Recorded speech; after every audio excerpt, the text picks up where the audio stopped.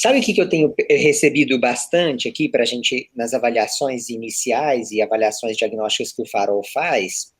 Eu tenho visto muitas vezes, algumas vezes, os casos que eu, assim, acho que poderia entrar como leve, e aí a gente vai mostrar um pouquinho daqui a pouco, algumas características mais formais, mas eu tenho visto aquela criança que já passou por 2, 3 avaliações, ninguém fecha diagnóstico, por quê? Porque o menino olha no olho, porque o menino tem interesse social, porque o menino fala.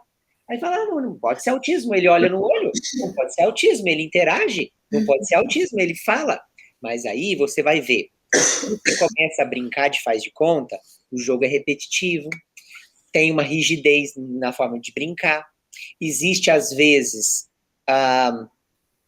um controle maior do material do que geralmente se esperaria, existe um atraso na comunicação não verbal, existe às vezes frases complexas demais, com palavras muito rebuscadas, e aí você vê, não, é funcional, mas põe para brincar com outra criança, para ver se a criança vai topar brincar com ele muito tempo. Não vai querer, porque ele quer tudo do jeito dele, porque ele quer controlar o jogo, porque ele fala com umas coisas muito complicadas, porque ele fala sozinho e fala demais, porque ele não dá tempo para o outro falar também, porque ele sempre quer ser o pirata e não aceita que o outro seja outro personagem.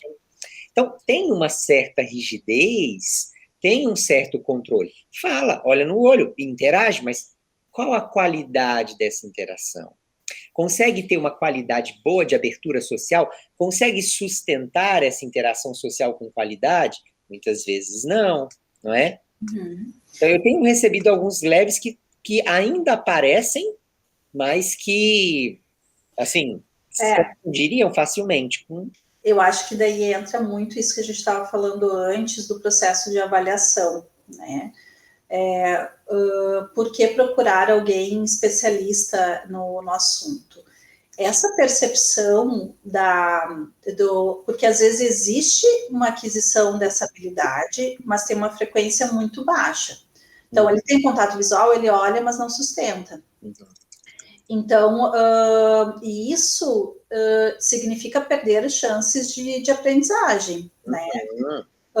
Ou isso, brinca, mas é só no formato, no modelo dele.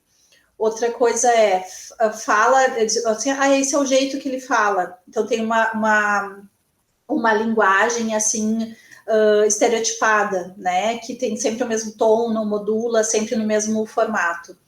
E isso é uma coisa que a gente vai perceber na avaliação sentando. Então, tu tem que entrevistar os pais, tem que revisar sintoma, tu tem que sentar com a criança, tu tem que brincar com ela, tu tem que interagir. Isso exige tempo, né? Então, o processo de avaliação é algo de fato complexo. E aí é que entra a questão da especialização, porque isso é difícil, assim, por exemplo... o pediatra lá da unidade de saúde, que tem 20 pessoas para atender numa manhã, ele não vai conseguir fazer isso, né? Não é porque ele não estude, porque ele não saiba, mas é porque, de fato, não cabe, às vezes, no funcionamento do local, né? Ou... é isso que a gente precisa perceber, que nem tu falou, assim, são especializações muito amplas, dentro se ele tem problemas, sei lá, gástricos, a gente procura um gastropediatra, às vezes um pediatra até resolve, mas dependendo de sintomatologia, a gente precisa de um especialista. Então, a gente tem que poder olhar o comportamento dessa forma também, né? Existe, às vezes, a questão, assim, do transtorno mental, e aí eu falo de forma geral, ser minimizado, né?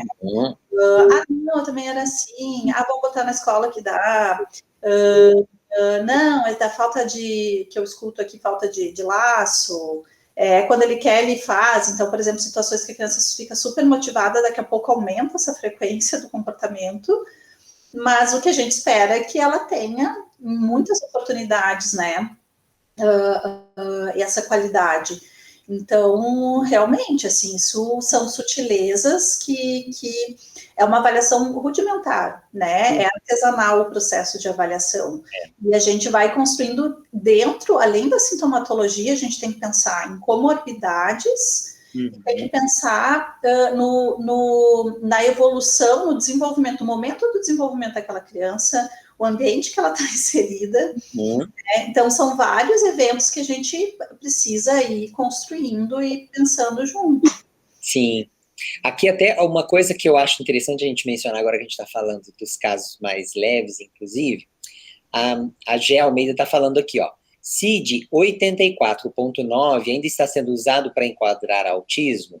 Meu filho tem sintomas de autismo, outras questões também. Segundo o laudo que recebemos, né, saiu 84.9, que, na verdade, é um transtorno global do desenvolvimento, não é especificado, né? Então, não é um diagnóstico de autismo. Quer dizer que a criança tem 3 ou mais áreas do desenvolvimento com um atraso significativo.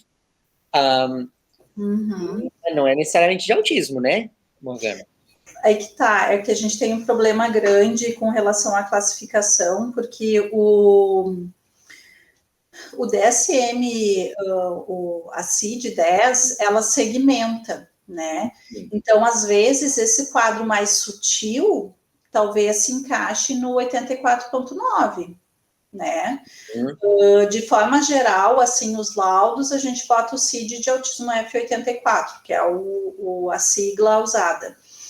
Mas esse grupo, se a gente for pensar hoje da forma que a gente entende o transtorno, tem a classificação no DSM, que é um manual que nós não usamos para codificar quando é necessário. Por exemplo, o paciente precisa para apresentar o documento na escola, no plano de saúde, ou enfim.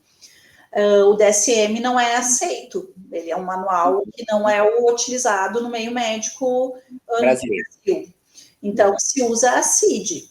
E aí a gente está falando de uma classificação que está desatualizada, está vindo a CID-11 aí, que vai entrar provavelmente no caminho do DSM-5, mas eu não descartaria, assim, né, o ponto 9 é transtorno global do desenvolvimento, que era se eu não estou enganada, não sei se tu deu uma olhada aí, eu não lembro de cabeça o ponto 9, mas acho que é.